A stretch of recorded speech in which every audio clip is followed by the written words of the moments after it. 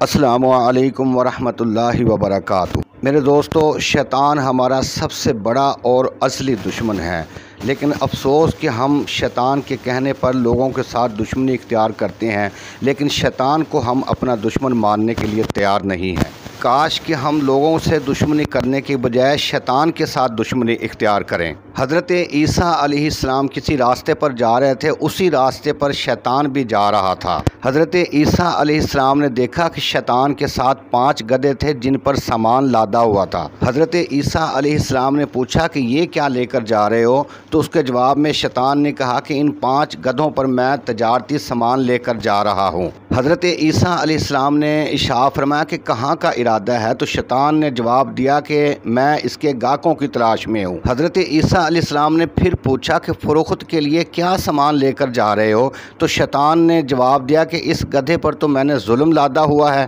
حضرت عیسیٰ علیہ السلام بولے، او بدبخت، ظلم کو کون خریدے گا؟ تو شیطان نے شیطانی کہا لگا کر کہا کہ حضرت، وقت کے بڑے بڑے بادشاہ اس کو بڑے شوق سے خریدتے ہیں۔ حضرت عیسیٰ علیہ السلام نے ارشاد فرمایا کہ دوسرے گدھے پر کیا لادا ہوا ہے؟ تو شیطان نے کہا کہ اس پر غرور اور تکبر ہے۔ حضرت عیسیٰ علیہ السلام نے فرمایا کہ وہ ظالم، انہیں کون خریدے گا؟ تو شیطان نے کہا، نا جی نا، ان کو بڑے بڑے زمیندار، چودھری، مالدار لوگ، سیٹھ لوگ بڑے شوق سے خریدتے ہیں۔ حضرت عیسیٰ علیہ السلام نے حیران ہوتے ہوئے تیسرے گدھے کی طرف اشارہ کیا کہ اس پر کیا ہے؟ تو شیطان نے کہا کہ تیسرے گدھے پر حسد ہے۔ عیسیٰ علیہ السلام نے ارشاد فرمایا کہ او کم بخت، حسد کو کون خریدتا ہے؟ تو شیطان نے کہا کہ حضور، حسد کو وقت کے علماء بڑے ذوق اور شوق سے خریدتے ہیں۔ حضرت عیسیٰ علیہ السلام نے فکر مند ہوتے ہوئے چوتھے گدھے کی طرف اشارہ کیا اور فرمایا کہ اس پر کیا لادا ہوا ہے؟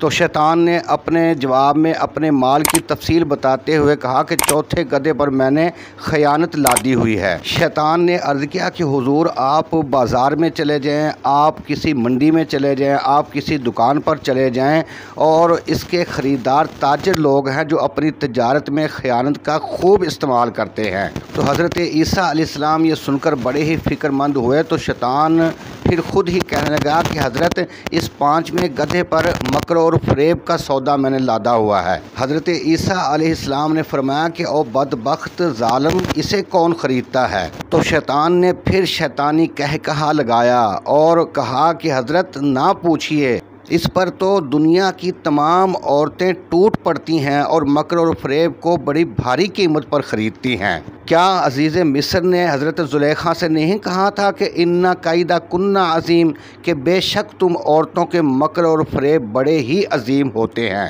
اور شیطان انہی عورتوں کے ذریعے ہی اپنا جال پھیلاتا ہے، اور شیطان عورتوں کے ذریعے ہی دنیا میں فحاشی پھیلاتا ہے، اور شیطان نے دنیا میں برائی پھیلانی ہو تب بھی عورتوں کا استعمال کرتا ہے، عداوت اور دشمنی پھیلانی ہو تب بھی شیطان عورتوں کا استعمال کرتا ہے۔ قتل و غارت گیری کے لیے شیطان عورتوں کے ذریعے بھائی کو بھائی کا دشمن بنا دیتا ہے، دوست کو دوست کا دشمن بنا دیتا ہے۔ ملکوں کی جاسوسی کے لیے، بادشاہوں کی جاسوسی کے لیے، وزیروں کی جاسوسی کے لیے اور مالدار لوگوں کی جاسوسی کے لیے زیادہ تر عورتوں ہی سے کام لیا جاتا ہے، کیونکہ عورتیں اپنے مکر اور فریب کے ذریعے بڑی آسانی کے ساتھ یہ کام کر لیتی ہیں۔ تو حضرت عیسیٰ علیہ السلام نے ارشاد فرمایا کہ او بدبخت، یہ تیرے جال ہیں جن کے ذریعے تو لوگوں کو ورگلا کر گمراہ کرتا ہے۔